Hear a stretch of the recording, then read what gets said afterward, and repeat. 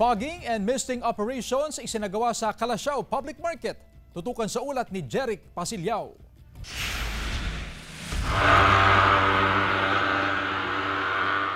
Nagsagawa ng fogging at misting operations ang Market Division ng Calasiao, katuwang ang Municipal Health Office sa Calasiao Public Market kagabi. Layo nitong mapuksa ang mga pinamumugaran ng mga lamok at iba pang mga peste upang mapanatili ang kalinisan sa pamilihan.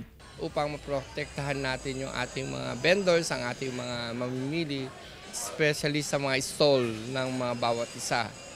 Dahil siyempre alam natin na uso naman yung dengue. Ang hakbang na ito ay bahagi ng mas pinaigting na kampanya ng lokal na pamahalaan laban sa dengue, lalo na't patuloy na nakapagtatala ng kaso ng sakit sa bayan. Maganda pong kasi para makaiwas din po sa dengue, tsaka hindi rin po yung sa mga insekto din po maganda rin po yun. Sa tala ng MHO mula January 1 hanggang November 9, 2024, pumalo na sa 359 ang kaso ng dengue sa buong bayan. Mas mataas ng 102.95% kumpara sa 115 dengue cases na naitala sa parehong panahon noong nakaraang taon. Sa monitoring ng MHO, pinakamaraming kaso ng dengue ang naitala sa Barangay Malabago na mayroong 36 cases. Sinundan ng Barangay Bunlag na mayroong 33 cases. Pangatlo naman ang Barangay Nagsaing na mayroong 31 cases. Kaugnay nito, hinihikayat ng health authorities ang publiko na ugaliin ang paglilinis ng kapaligiran upang makaiwas sa dengue at iba pang uri ng sakit. After po ng tag-ulan, hanapin po natin at sirain po natin yung mga pwedeng